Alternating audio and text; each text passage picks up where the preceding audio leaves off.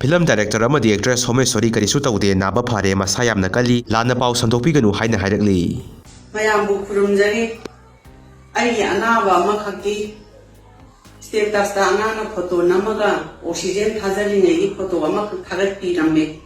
haiba photo adu mayamna later boining dana aise koi rip kana thagalaga photo adai khara hapchalaga thagat pirapta singdo madu yam nuai jeti ai ta sengna nama pharga yumda leijare hoji asui angam amata thoktre mayamna Lanna Khanbiri wakhalsing ado thadokpiro ai hajik ta kaina yumda leijare.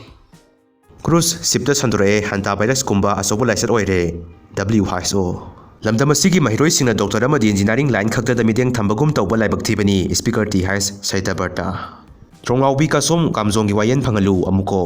bosem lawba high SNC examination gi fail law thokle sada 88.74 mai pakle pass tawbagi sang hanthare Subendu adhikari hayeng ayuki pung 13 tabada bengan gi semoina wasak lawragani wasak lawbagi thoram yaunaba khemsan kolkata da thungkhre Lansa kuki biles mai thabagi laman khumba oina kamjong district ki khulahum adu mai thakibani BBEF Sarangpat ki parjasina koilas thabada phajana thade haina koilas halaga thana bakhanthre athubada mai lena basina mideng sangbiu hayakli bosem lawba class 10 exam result lauthorapada sarkar gi school tra ki mahiroi amata pass tawdre ngarang numidang khongjong gi stop lane school manakta bolero amaga gari masa amaga thingsinabada gari masa thorakpa mioi lekhidre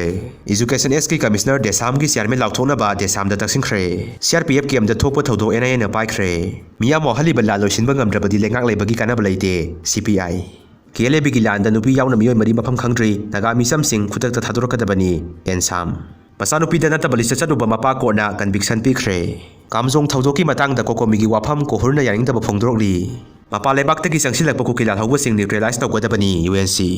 kamjong da so wairang da gi khoina kanbangam haure nupi angang singsu rescue tawduna first aid pikre haina samrai phana phongdrokli gari da gi sen khairam ba kangpokpi district da gi mioi ani phare